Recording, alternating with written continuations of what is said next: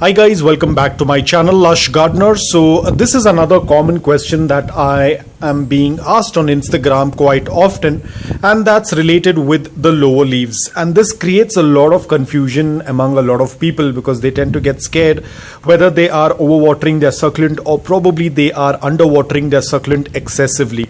Now you can see over here, this is my opalina, and you can see it's doing extremely well. All the leaves are well hydrated, no wrinkles at all.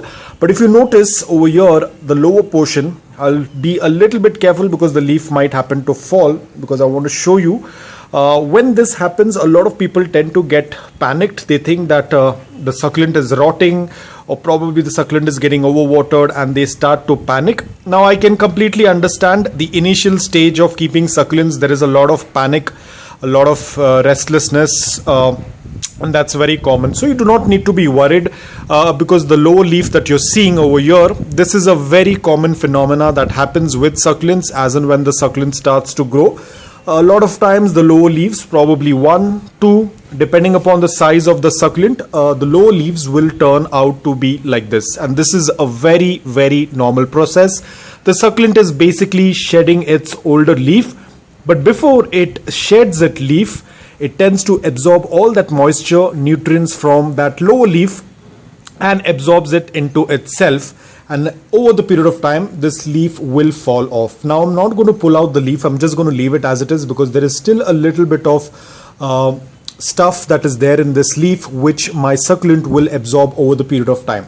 But over here I have another example. I will take out this leaf. You can see this leaf is completely done. The succulent has absorbed everything, every bit of it, basically has sucked out everything from the lowest leaf and absorbed it into itself in order for it to grow healthy. And this is a very normal thing. You do not need to be worried. The same thing is going to happen to this leaf as well. You can see nothing related with overwatering, underwatering, too much of fertilizers, succulent dying, rotting, nothing related with it. It's a very normal process. This is the early stage.